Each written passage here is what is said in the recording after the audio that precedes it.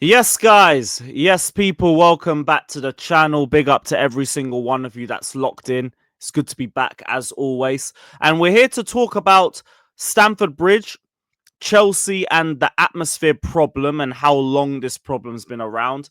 Has it got better? Has it got worse? And the reasons behind it, because I've noticed that this is a very big talking point amongst Chelsea fans over the last couple of days. And it's only been amplified recently with the news that Manchester United are now looking at a massive 100k seater stadium.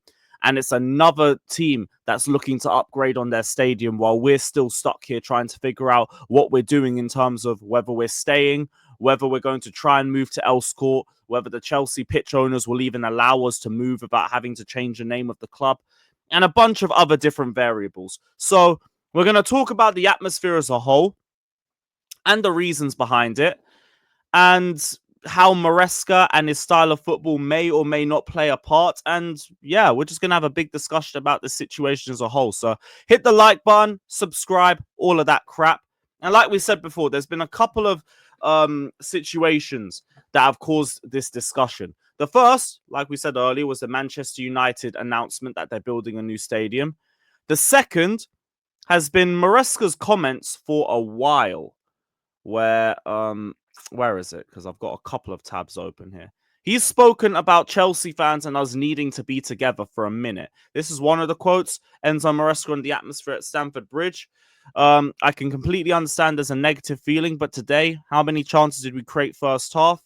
For sure, but in the moment we hear our fans, it's so nice. There's another one where he says, we need them behind the players because the spirit they showed today was fantastic. We need our fans. And I said on Instagram 2 days ago that we need our fans as well. This is another one where he says, I think the fans have to trust the club because we're in the right process, in the right direction. The only thing I can say is every time the fans have been behind us, they really appreciate it because we are sure with the fans behind us, we can achieve our target. I know the fans and the people are struggling with where we are. Soon we will be there, but we're building something important. Together we are even stronger. There's even his most recent Instagram post where he emphasized that one as well. He's been saying that quote for a minute.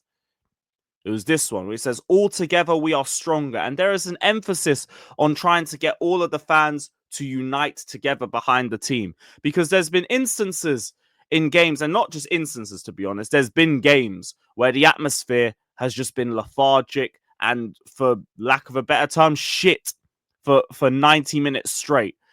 And this little clip that's been going around the timeline as well. Well, which one is it? Which one is it? Here we go. This one, like, just fully shows exactly what it's been like at the bridge. Oh, really? What a shit ball! Fucking hell! Oh, really? Stupid. Just know it's happening. Just know. Last time. Come on! What are you doing? What are you doing? Just go! Fucking on the outside for change, you brother! Oh. So, as you guys could tell, there was a lot of frustration in that sequence of play, and there was a lot of frustration throughout the 90 minutes as a whole. I already said, like, wasn't our greatest performance. We weren't convincing at all, especially in the final third. But I've always said that, like, when you're in the ground, I like to, like, leave my opinions on individuals and, like, style of play and everything like that, and just try to at least get behind the team throughout the 90 minutes, because your voice actually does make an impact in grounds. And you could hear there was a lot of frustration in the way that we were playing and some of the decisions that we were making. Like, for example, the Cole Palmer pass back, which first off was a bad pass, but it was also the decision to even make that pass in the off that people were annoyed about. Even though when you see the situation, man, there's like, what, 3 players around him? It is completely the right call to make that pass. He just doesn't make an accurate pass, and that leads to the counter-attack. Then we go here. Man are telling Fofana to run at them. Why do I want Fofana getting any further than the halfway line? Why? Because if he loses possession, that's a counter-attack and the entire right-hand side is exposed. He's made the right decision, but as you can hear, people aren't happy with that.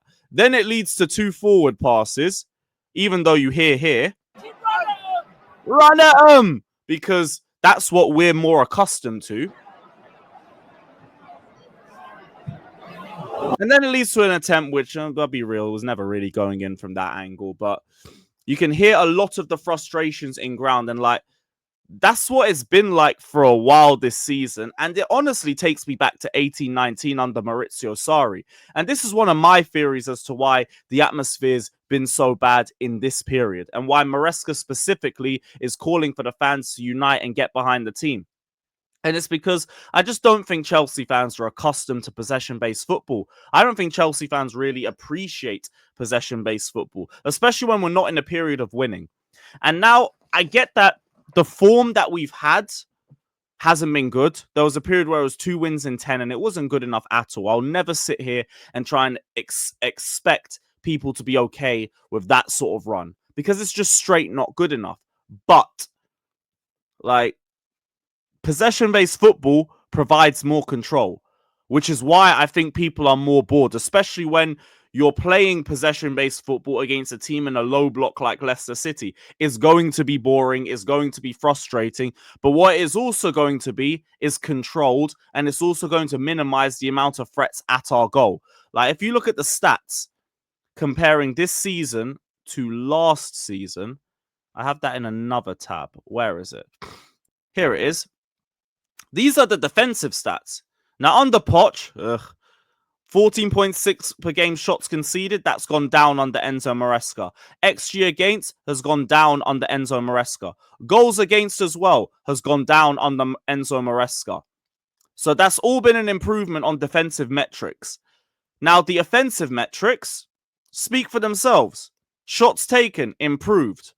XG4 has improved, only just, but it has improved. And that was going to be a lot of a smaller line in between both of them because we were good offensively last season too. Goals scored, that's been the only stat that is lower than it is this season. That's the only stat. Everything else has been a complete improvement on last season. And this is why, like, I don't have an issue with the way that we're playing it, but I feel like a lot of people have issues with watching the way that we play. And I think that's what's led to this whole dialogue about the atmosphere being a problem and everything like that. Because all the other issues are stuff that we've had before. Stamford Bridge, like nearly every other ground in England, is now a loud when you're winning sort of ground. I only think Newcastle and maybe Leeds, when they come up, I'll put them up there. But between Newcastle and Leeds, I don't think anybody has great atmospheres like that. Everybody's atmosphere has gone down a cliff. And with us, we know our situation as well. Because we're stuck in a 40k seater stadium, the owners have to try and make up the money that we don't make on matchday revenue somewhere else. And that's why you see Westview popping up in West Upper. That is why you see West Lower and East Lower being turned into hospitality sections as well. Half of West Upper is now hospitality sections too. There is hospitality areas in nearly every part of the stadium that isn't Matthew Harding and that isn't the Shed End. I've just got the picture for you guys up here as well. So there's Westview. I mean, there's Westview at the top and there's all the other West stands as well. Half of East Stand is now used as part of hospitality. And you've also got the dugouts seats as well at the back, as well as a little part of East Lower too. So we've lost a lot of seats that would have gone to regular match-going fans to hospitality to try and make up that amount. That also plays its part too. But the 2 stands that we do have, the Shed and Matthew Harding, I won't lie, we don't do enough. We don't do enough. Part of it is because Chelsea isn't where it used to be. Part of it is also because we're just not accustomed to possession-based football. But I would understand the frustration if we were in mid-table like we were last season. We're on track. So I don't get it. I really don't get it because we want to talk about being like supporters and being fans and everything like that. But we don't ever carry it out with that same energy on the pitch on the day. Like, it's just become a reason to meet up with friends and everything like that. And because of the way that we play, people aren't happy with the football, and it just leads to a lot of toxicity overall, which is just a revolving cycle until Chelsea get back into a position for contending for league titles. So Maresca's going to keep asking for support from fans, and I really hope the fans can try to give it back to him, and at least, like, let's raise the atmosphere at grounds and just keep chanting and supporting for the team, if anything. But I don't think it's going to change anytime soon. So we're just going to have that conversation, keep going round and round in circles. I'm going to just end on this other quote from CFC Daily, or this clip from an article about the poor atmosphere, and 5 Chelsea fans spoke about it. So Theo said, "This is as bad as any football I've watched at the Bridge. Slow, predictable, and nervous. Maybe the team should give us something to cheer about before criticizing the supporters," which is a narrative that I see going around a lot. Hell, even I've said it once or twice, like when we finished in the 12th in 22-23, that the players genuinely don't give the fans anything to go behind, to get behind.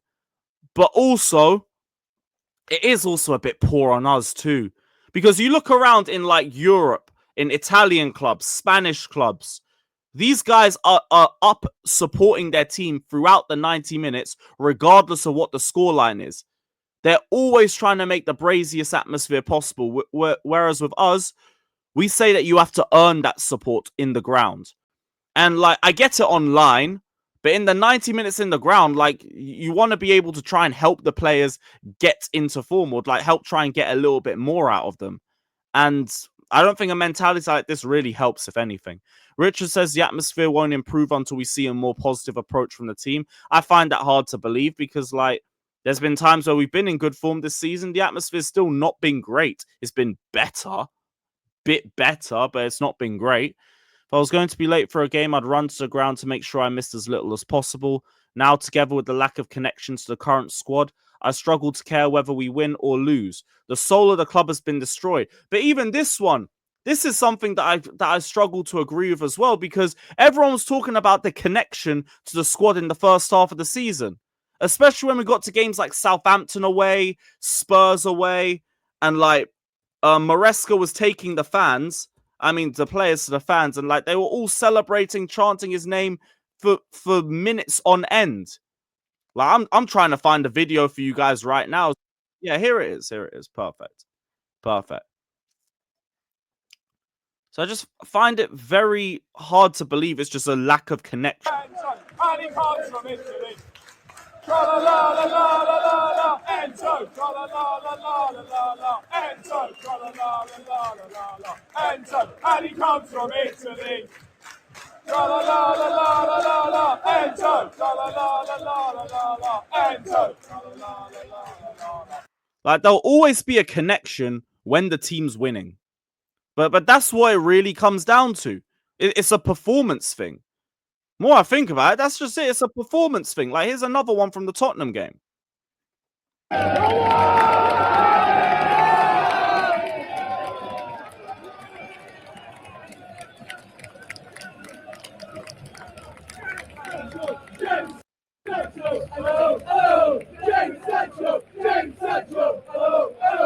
It doesn't seem like there isn't a connection in this video. I just think there hasn't been a good amount of results.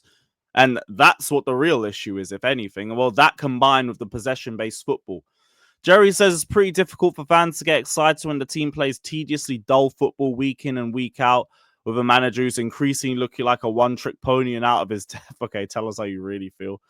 The players look about as excited about the prospect of playing as the fans feel watching them. So again, it's a guy who's just not happy with the style of play, and that's the reason why he's not getting involved with the atmosphere. Peter says it's a chicken and egg situation regarding the atmosphere. Dull side-to-side passing yields a dull atmosphere. There is a noticeable improvement when the team attack. But again, like when you're looking at the Leicester game, for example, you're playing low blocks, and that's why you need the side-to-side passing to try and open up gaps within the defense when they're playing a low block. I just think it, again, comes to a lack of understanding of the game. Tom says, I've been going to the Bridge since the 1990s. Outside the big European nights, it's always felt a bit doom and gloom. I look enviously at the atmosphere at Selhurst Park. Selhurst Park is crap with an atmosphere too. I think they're hella overrated. But he's actually given a bit of truth. It's always been a little bit gloomy at the bridge over the last few years. Let's call it what it is. It's never really been wild like that. Kieran says, absolutely dreadful. It must be so infuriating as a player to not get the necessary support when things are going poorly, which they are at the moment. How do you expect the players to improve and push harder without the support of the fans in the stadium? Yo, shout out to Kieran and Tom.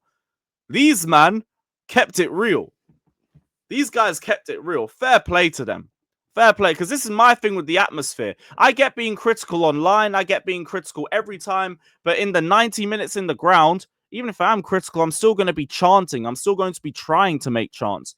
I'll sit there in gate 13 with my guys Andrew and Ryan, and we'll be chanting all throughout the 90 minutes when I'm at the bridge, regardless of how Chelsea are playing, because I want to try and get a little something out of these players. Meanwhile, for a lot of these fans, I feel like they'd rather just sit there and like just twiddle their thumbs and just boo and moan and complain because it's not end-to-end football. Like, we've had boring football before. We've had that under Mourinho, Di Matteo, Conte, but we won trophies around it, so it didn't matter, and the atmosphere was still fine.